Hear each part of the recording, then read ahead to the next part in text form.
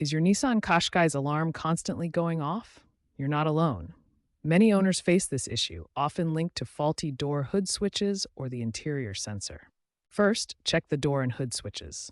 These can corrode, misalign, or have wiring shorts. A quick DIY fix involves inspecting them for damage and cleaning any corrosion. Use a multimeter to test for continuity.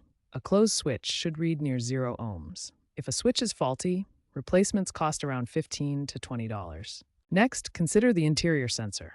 Vibrations, pets, or even electromagnetic interference can trigger it. Try adjusting the sensor's sensitivity or ensuring the cabin is clear of potential irritants. If issues persist, a reset might be necessary. To reset your Qashqai's alarm system, start with a simple battery disconnect. Remove the negative terminal for 10 to 15 minutes, then reconnect it. This clears error codes. For a more advanced reset, use an OBD2 scanner to reprogram the body control module.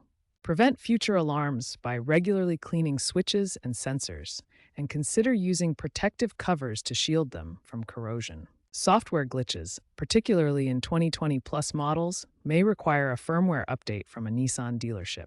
Chronic issues might indicate a BCM module failure, costing $300 to $600 to replace.